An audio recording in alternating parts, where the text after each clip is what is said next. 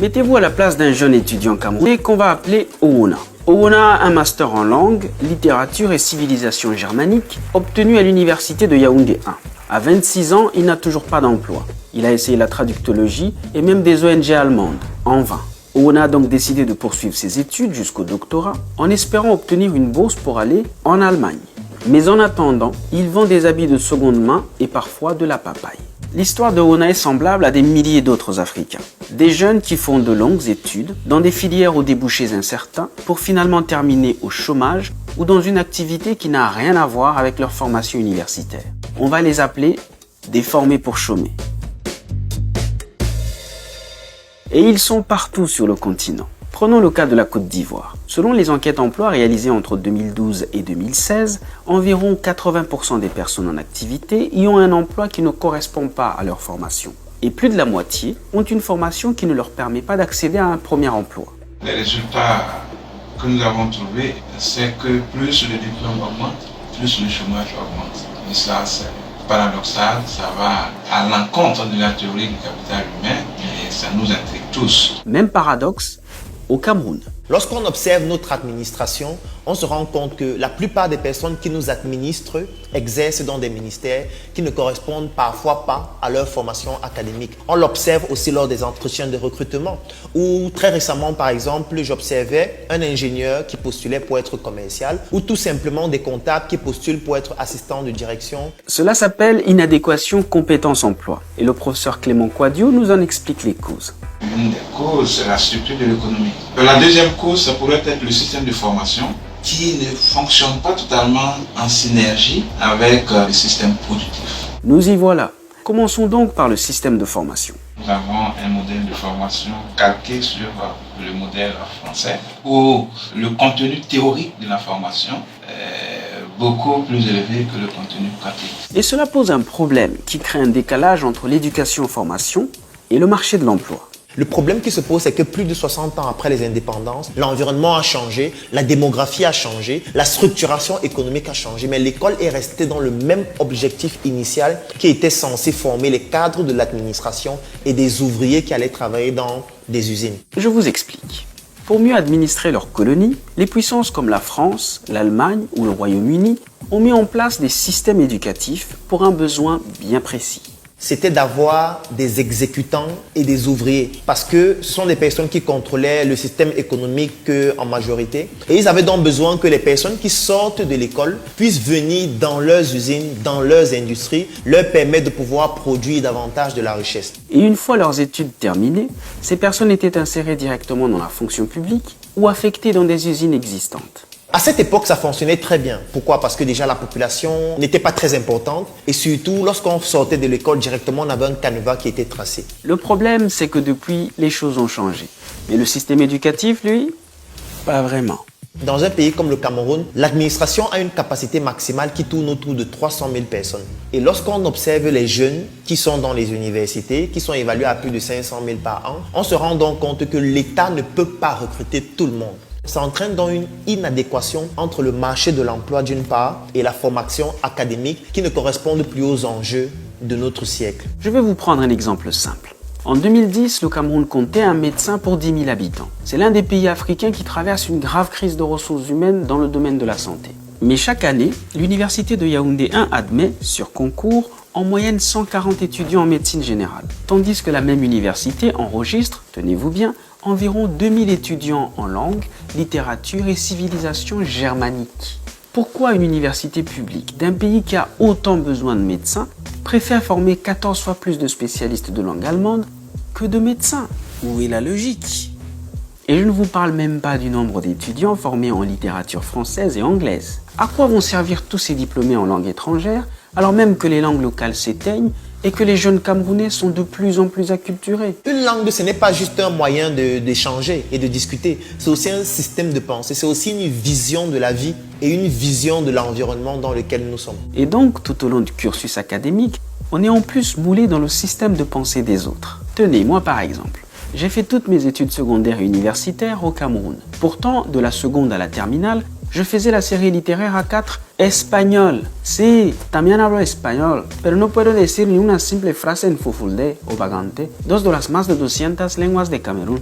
And I'm not even French, British or Spanish. Ish. Par contre, il ne dit pas que c'est mauvais d'enseigner les langues étrangères. Mais quand les 4 langues sur lesquelles votre système éducatif est basé sont toutes étrangères, là, il y a un gros souci.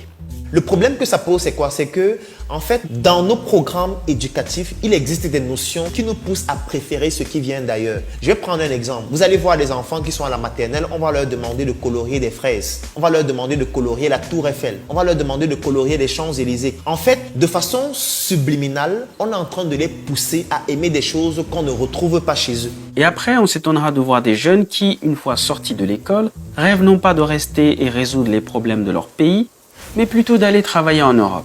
L'auteur camerounais Prince Koumane Doumbé III les appelle des diplômés illettrés, ou comme aime les appeler Claudel Noubissi, des jeunes qui souffrent de diplomite. Nous avons un système éducatif qui nous donne les diplômes, mais qui ne nous donne pas la connaissance. Parce qu'il y a des gens qui, lorsqu'ils sortent de l'école, ils se vantent d'être docteurs en ceci, docteurs en cela, professeurs en ceci, mais lorsque vous discutez avec eux, vous vous rendez compte qu'il manque profondément de connaissances, il manque profondément de consistance intellectuelle. Et donc, finalement, on a des gens qui ont fait de longues études, mais dans des filières et des moules dont le système productif local n'a pas besoin. En Côte d'Ivoire, on note par exemple une offre de formation avec une surreprésentation de matières littéraires, alors que les sciences humaines ne correspondent ni aux besoins économiques, ni au secteur qui embauche. Et cela se manifeste sous plusieurs formes.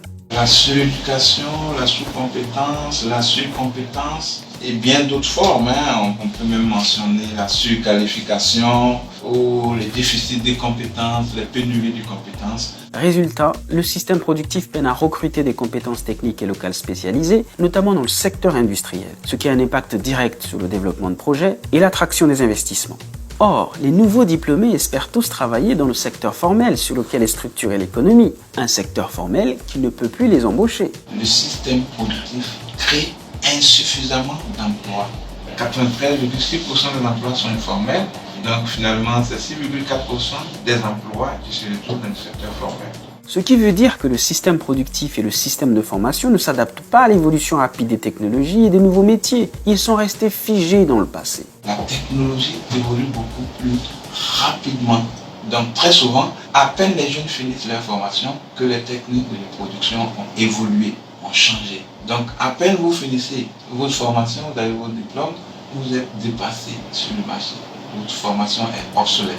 Conséquence, ceux et celles qui ne trouvent pas d'emploi dans le secteur formel vont à leur tour se diriger vers le secteur informel ou aller à l'étranger. Et c'est justement ce que constatait le journaliste Benjamin Paul en 2017. Certains diplômés optent pour l'émigration, mais la majorité se tourne vers le système D. Entendez système débrouillardise. Ou alors ils se rabattent sur des emplois qui nécessitent un niveau de formation moins élevé. Ce qu'on appelait le déclassement ou la dévalorisation des diplômes. Pour des concours qui nécessitent le bac, vous verrez des jeunes qui ont le master ou la licence. Pour des concours qui nécessitent le BPC, vous verrez des jeunes qui viennent postuler à ce concours avec le bac et même des licences, des diplômes universitaires. Selon le professeur Kouakou, cela pousse ces jeunes diplômés vers la pauvreté laborieuse, c'est-à-dire les gens travaillent, mais ils ont des situations de vie quand même calamiteuses, ils ne sont pas assez épanouis, ils n'arrivent pas à vivre décemment du fruit de leur effort. Voilà, c'est la pauvreté multidimensionnelle. Et puis le tout, c'est l'accroissement de la vulnérabilité. Et être pauvre, extrêmement pauvre, parce qu'on n'arrive pas à occuper un emploi de qualité. D'où la nécessité de décoloniser l'enseignement et de restructurer le système économique. Le CREMID propose également de mettre en place un observatoire des métiers de formation et de l'emploi, d'initier des stages obligatoires dans l'enseignement général, de créer des structures d'orientation professionnelle et d'aider à l'insertion. En 1992, lorsque le marché du travail a été libéralisé, il y avait des structures étatiques qui conduisaient et réalisaient des études de trajectoire professionnelle. Et ces études de trajectoire professionnelle permettaient de déceler les filières saturées et les filières pourvoyeuses d'emploi et puis les filières qui ne sont plus rentables. Claudel Noubissi, lui, pense qu'il faut aller encore plus loin. pour que les choses changent, nous devons avoir des personnes qui dirigent nos pays qui soient suffisamment courageuses. Courageuses dans le sens de prendre des décisions qui doivent permettre de pouvoir contribuer au développement de notre pays sur le plan économique, déjà en permettant aux citoyens de pouvoir créer de la richesse et en mettant sur pied un environnement qui permet à ces citoyens-là de créer la richesse de la manière la plus adéquate et la manière la plus conviviale. Ce qui, selon lui, passe par la réappropriation des cultures et de l'histoire africaine et la sensibilisation des générations post-indépendance. Il faut parler de l'entrepreneuriat, il faut parler du patriotisme, il faut parler de notre histoire. À force de le faire, ça va permettre de faire émerger une génération d'Africains qui comprennent les enjeux et qui travaillent au quotidien pour pouvoir apporter des solutions qui vont permettre de contribuer au développement du Cameroun, qui cette fois est juste notre quartier, et de l'Afrique, qui représente notre réel pays. À quand la suppression des facultés caduques et inutiles? À quand l'école des métiers, qui servent mieux les besoins des sociétés africaines? Parlant justement de système productif et de système économique qu'il faut restructurer, je vous recommande notre vidéo « Besoin d'argent et si on le créait ?» Et pour vous abonner à notre chaîne AG+ Français, c'est là.